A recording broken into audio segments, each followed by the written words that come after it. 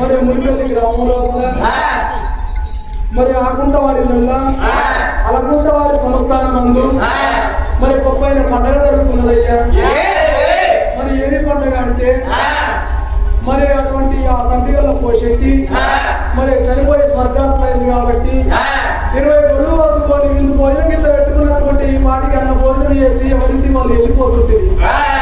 మనకి ఇంట్లో 50 మందో 20 మందో 10 మందో కూర్చోమని ఇక్కడ అనవసరంగా అడిగే టైం వేస్ట్ చేసుకుని కూర్చుంటారా? ఎవరు కూర్చోరు. అదే ఒక కథాకళా బృందాన్ని వినిపించుకొని మరి ఇంటి ముందు రామ రామ రామ అన్న సంగీతం గిట్లా జరిపించినట్టు ఉంటే అయ్యో బాగా దూరం నుంచి ఒక కొడుకు వచ్చిన మంచి 4 ముచ్చట్లు రామ రామ అన్న ముచ్చట్లు 4 ముచ్చట్లు తిందామని వీళ్ళందరూ కూర్చున్నారు. మరి స్టేజ్ మీద యువక కళాకారులు రామ రామ రామ అని ఎన్ని మంది అయితే వెళ్తారో మరి రామ రామ అన్న పదాలన్నీ పోయి స్వర్గలోకానికి మెట్లై పుట్టాలి. మరి ఒక్కొక్క మెట్టు ఎక్కుకుంటా మరి ఆ చనిపోయిన తండ్రి గారు పోషెట్టి గారు మరి తన భార్య గంగు మరి ఇద్దరు కాలగర్భం లోపల కలిసిపోయిండ్రు. మరి ఇద్దరికి అటువంటి శంకరు ప్రాధార కాడ అరంజ్యోతి మెలగాలని కోరుకుంటూ మరి మనున్న ఇద్దరు కొడుకులకు మరి ఒక బిడ్డకు మరి వాళ్ళ కాగెత్త బలగానికి వాళ్ళ చుట్టాల బాంధవులకు మరి వాళ్ళ పాలివాన్లకు మరి కాగెత్త బలగానికి ముట్టిన ముంచంగా వాళ్ళ పట్టిన బంగారంగా వాళ్ళ కొడుకులు బిడ్డలు కోటి సంపద కలిగి అల్లుడు బిడ్డలు అచ్చోడు బలగ నిలిచుండి మరి అటువంటి కళాకారుల దీవెన కళాకాలం ఉండాలని కోరుకుంటూ మరి చెప్పబోయే కథ మరి అపురూప సుందరి దేవి కథ మొదటి భాగం ప్రారంభోత్సవం. హరి హరి హరి హరి హరి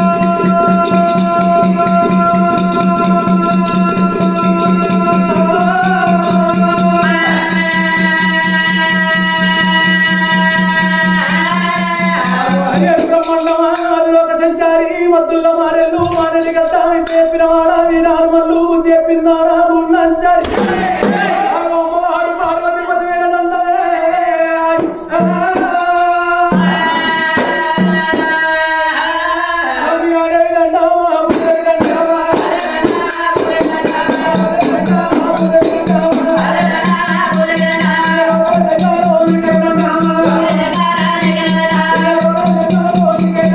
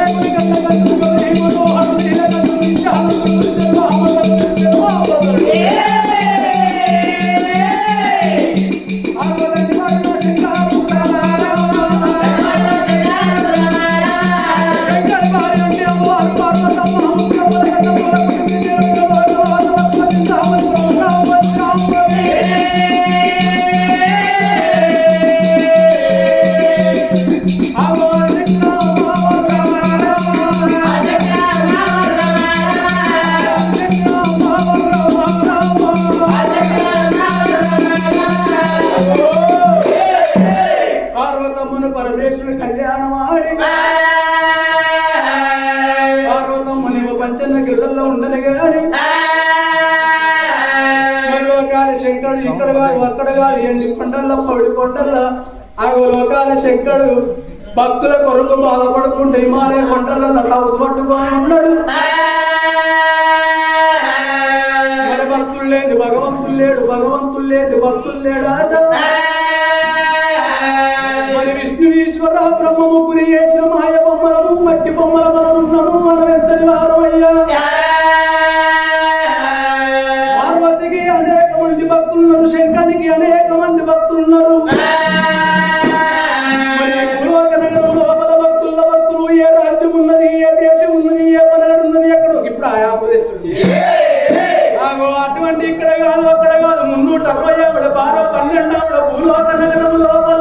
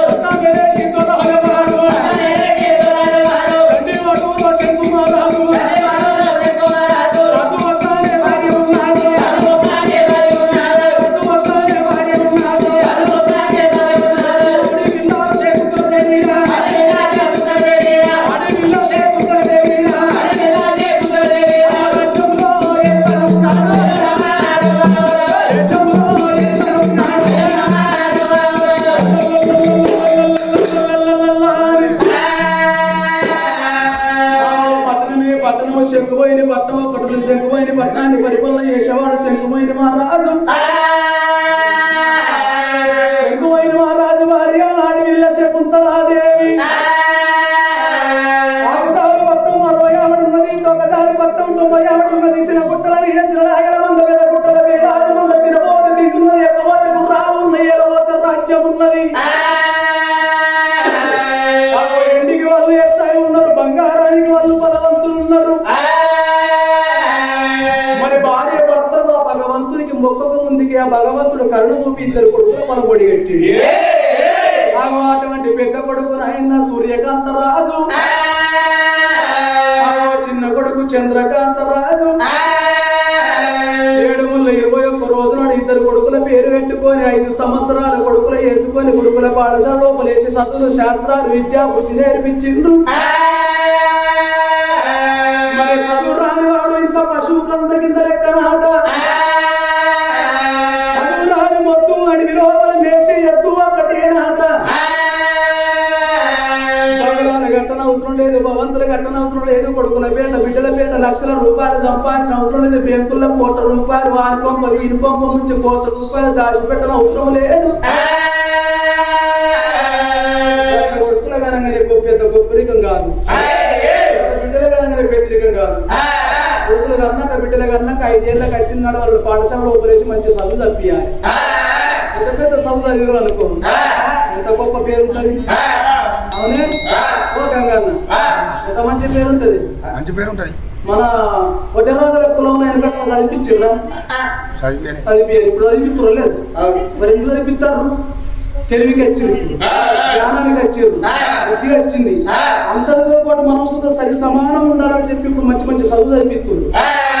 చదివిస్తున్నారు ఈ జ్ఞానం అనేది అప్పుడు లేదు ఇప్పుడు వచ్చింది. ఇప్పుడు వచ్చిందంటే చదువు గొప్పది. చదువు మూలం ఫస్ట్. నువ్వు లక్షల రూపాయలు ఖర్చు పెట్టి ఇంటి 10 ఎకరాల భూమి సంపాదిస్తే ఏం లాభం. చదివేరా బెబ్బే అంటే బెబ్బే అని నలుగురిలో కూర్చున్నాక కసిరి కడ కూర్చున్నాక 10 మందిని పంచాయతీ ఆఫీసులో అన్నో కింద కూర్చున్నాక మాట్లాడతా చెప్పేది 2 లక్షల రూపాయలు సంపాదించే లాభం. అదే చదువు చదివించి రూపాయి ముల్లే కొడుకు ఇవ్వకుండా చదువుతో పాటు వాడు తెలివి సంపాదించుకుంటూ రేపు 10 మంది బట్టి అందుకని కొందరికి మనసు ఇప్పుడు గొప్పగా చదువు చదువుతారు. ఆ చదువు అనేది గొప్ప చదువు అనేది అందరినీ చదివియాలి. చదువును దొంగలు కోసుకపోరు, చదువును పాలుగాళ్ళు వంచకపోరు. మరి ఆస్తుంటే ఆ గాడిన వాయే, తాగిన వాయే, కాకాడిన వాయే, రోగం వచ్చిన వాయే, నొప్పి వచ్చిన వాయే. అదే ఈ చదువు అనే జ్ఞానం మన దగ్గర ఉంటే ఏ దొంగలు దోసుకపోరు, ఏ బాలి వాళ్ళు వంచకపోరు. సత్యదాకా ఈ తనువును అంటి పెట్టుకునే ఉండేది ఒక్క చదువు తప్ప మరొకటి కాదయ్యా. ఆగో చదివే వెయ్యిళ్ళకు వెలుగు అన్నారు. ఆనాడుగా ఇద్దరు కొడుకులు తీసుకుపోయి గురుకుల పాఠశాల లోపలేసి చదువులు, శాస్త్రాలు, విద్యా బుద్ధి నేర్పిస్తున్నారు. 22 ఏళ్ల వీరపుత్రుడు వెలిగిండ్రు. నా ఇంటిలో మన ఇద్దరు కొడుకులు పెళ్లిడికి నా కొడుకులు పెరిగి ఉన్నారు, లగ్గానికి నా కొడుకులు కలిగి ఉన్నారు. మరి అటువంటి తల్లిదండ్రికి పొదవ ఉండాలి. ఏమంటారు? కన్న తండ్రి వేసుకునే చెప్పులు కొడుకు వచ్చినప్పుడు, తండ్రి నడుపుకున్న అంగి కొడుకు వచ్చినప్పుడు తండ్రికి పొదవ ఉండాలి. ఏమని? నేను వేసుకునే బట్టలు నా కొడుకు వస్తుంది, నేను కాలు నుంచి తొడిగే చెప్పులు నా కొడుకు వస్తుంది అన్నప్పుడు నా ఎత్తు కొడుకు, నా సింతు కొడుకు ఎరిగినట్టు లెక్కే. మరి నా కొడుకు లగ్గం చేయాలని పొదవ తండ్రికి ఉండాలి. మరి ఏ కొడుకుగా వచ్చిన ఆయన నాకు లగ్గం చేయని అడుగుతాడా? ఉద్యోగంలో ఇజ్జత అనిపిస్తుంది. ఆయన నాకు లగ్గం చేయని ఏ కొడుకు అడిగాడు. మరి బిడ్డలకి ఎవరు పొదవ ఉండాలి? తల్లికి పొదవ ఉండాలి. మరి తల్లి వేసుకునే జాకెట్ బిడ్డకి వచ్చినప్పుడు, తల్లి వేసుకునే బట్టలు ఆ బిడ్డకి వచ్చినప్పుడు తల్లికి పొదవ ఉండాలి. ఏమంటారు? నా బిడ్డ నా ఎత్తు పెరిగింది, నా శక్తి పెరిగింది, నేను వేసుకునే జాకెట్ నా బిడ్డకి వస్తున్నాయి, నా బిడ్డకు నేను లగ్గం చేయాలన్న పొదవ తల్లికి ఉండాలి. తల్లి పోయి తన భర్తతో చెప్పాలి, అయ్యా మన బిడ్డ పెరిగింది అయ్యా అని చెప్పి బిడ్డ పోయి తల్లికి చెప్పాలి. మరి అన్నప్పుడు మరి పొదవ గట్ల తల్లిదండ్రికి ఇద్దరికి ఉండాలి. ఏ బిడ్డ గాని అమ్మ దగ్గరికి చెయ్య దగ్గరికి చెయ్య నాకు లగ్గం చేయ, అవ్వ నాకు లగ్గం చేయని ఏ బిడ్డ అడగదు. ఏ కొడుకు గాని తల్లి దగ్గరికి వచ్చి తల్లి దగ్గరికి వచ్చి నాకు లగ్గం చేయమని అడగరు. మరి గానాడు చూసినవా అటువంటి శంకుమైన మారాడు వాడి శకుంతలాదేవి ఎవరికి ఉన్నది? నా ఇద్దరు కొడుకులు పెళ్లి నా కొడుకులు నా ఇంటి లోపల వెలిగి ఉన్నారు. దినం మీద ఉన్నవాడ కంప్యూటర్ దినం అయిపోయింది. ఈ దినాన్ని అసలు నమ్మొద్దనే పోరి ఏం చెప్తారు? ఇంటి ముందట పెరిగినాక పెళ్లికున్న పిల్లగాని చూస్తే ఇంటెనక పిల్లగాని మీద మనసు పడుతుంది. ఇంటెనక పిల్లగాడుంటే ఇంటి ముందర పిల్లలు చూసుకుంటాడు కిసోడు కొత్త కలిసి మీదేస్తుండ్రు, చేస్తుండ్రు. కొత్త కలిసి మీదేయక ముందుకే ఇద్దరు కొడుకులకు 66 కోట్ల మొగోళ్ళు అందమంతా ఇద్దరు కొడుకుల మీదనే ఉన్నది. ఇంటి ముందరికి నా కొడుకులు వాళ్ళే పట్టగాల్చి బదనామి ఎత్తారేమో అని కా తల్లి అటువంటి శకుంతలాదేవి అనుకున్నది. ఇద్దరు కొడుకులు లగ్గం చెయ్యాలని మనమడి రాజుల బిడ్డలు అక్క ఎల్లెల్లు. ఆగో సూర్య ప్రభాదేవి, చంద్ర ప్రభాదేవి అని ఇద్దరు అమ్మాయిలు తీసుకొచ్చి వాళ్ళిద్దరు అటువంటి అక్క ఎల్లెళ్లకు వీళ్ళిద్దరు అన్నదమ్ములకు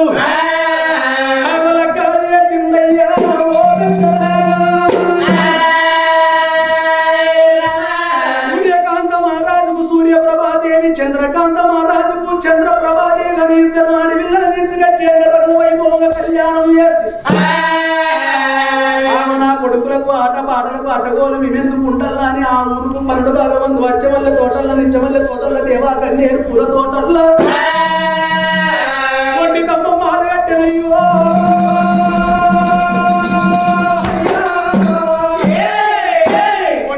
మాలగట్టి మన లోపల కొడుకు కోడలను కాపురం చిందు వాళ్ళు చిరిగా గోరెంకల్లే ఆటలాడుతున్నారు, పాటలు పాడుతున్నారు, సంబరపడుతున్నారు, సంతోషపడుతున్నారు. సంసార సాగరం లోపల వాళ్ళు మునిగి తేలుతున్నారు. మరి వాళ్ళు మరి అక్కడ ఉండని కానీ